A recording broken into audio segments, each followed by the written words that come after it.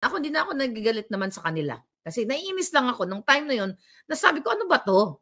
Bakit pa kayo nakikipagplastikan dyan na alam na pupuruhan kayo niyan?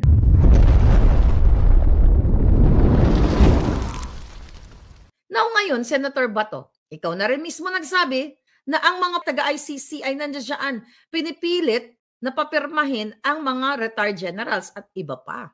Ngayon, nabigyan kayo ng chance na ibabalik sa pwesto. Okay? Although sinabi mo naman na iimbestigahan, ang gawin ninyo, okay? Hindi sa nagmamarunong ako dito. Mas marunong nga kayo eh. Pero dapat gamitin nyo ang powers ninyo dyan sa Senado na ipatawag nyo si Liza Tanas at si Bangag Jr. sa mga susunod na hearing. Kaya yan si Amy Marcos, di ba?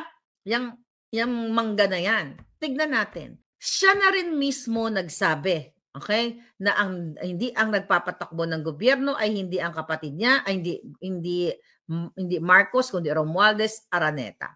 So titignan natin sa pagbalik ng 20th Congress lalo na, okay? Tignan natin kung ano ang gagawin ni Amy Marcos. Kung ipapatawag ba niya ang kapatid niya kasi statement niya yun na hindi ang kapatid niya ang nagpapatakbo. Hindi ba dapat iimbestigahan ito? Na bakit sinasabi ni Amy Marcos na ang kapatid niya ay hindi nagpapatakbo ng Pilipinas at yan ay impeachable offense. So, in connection dun sa pag-open ng investigation ni Amy Marcos bago maghalalan, ginamit niyang leverage yun eh. Okay, na para siya kay Inday, ganito, ganyan. So, tignan natin.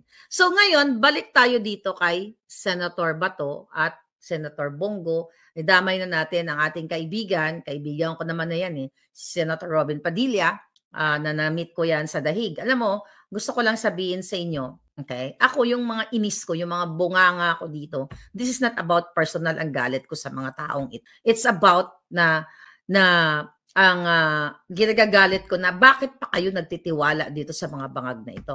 Alam, may ikwento ko lang. Noong nagkita kami ni Senator Robin Padilla, di ba inis na inis ako sa kanya noon dahil dun sa PIDEA leaks na inaalalayan si Maricel, mga ganon, na hindi nila pinatawag si Bangag, ganyan-ganyan. Binoljak ko at prior dyan sa situation na yan, sa PIDEA leaks, binoljak ko si Robin Padilla nung after election, naalala yan, nung 2022. Dahil nagpasalamat siya, di ba? May mga pinasalamatan niya si Pangulong Duterte at kung sino-sino pa yung pinasalamatan niya. Tapos, nagpapasalamat siya during campaign, tapos hindi niya pinasalamatan si Bangag Jr. Kaya syempre ako, budol na budol ako noon.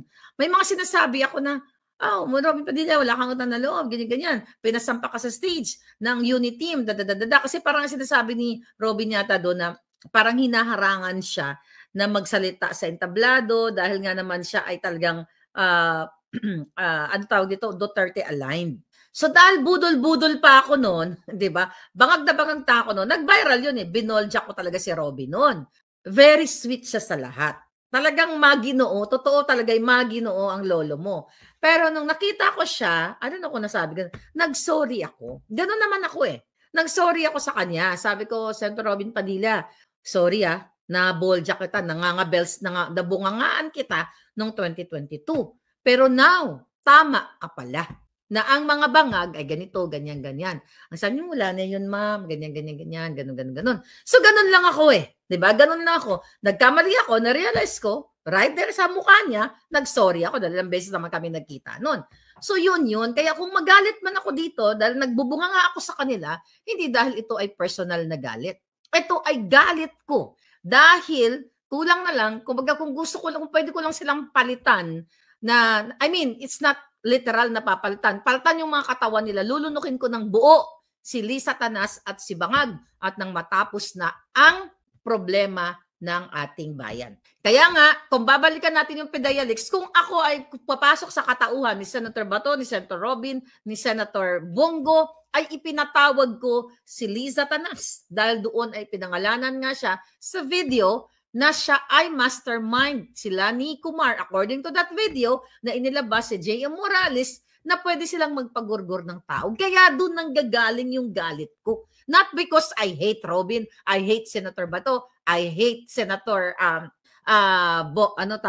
Bongo. Lumalapit ako. Kahit ngayon, lumalapit ako ng tulong sa kanya laban in behalf sa ating mga kababayan.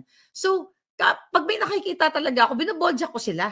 Yan yung tinatawag na pag hindi ka bayad, hindi ka natakot boldyakin kahit kakampi mo, pag alam mong may something o may mali o ayaw mo. Well, freedom of speech. Kalayaan natin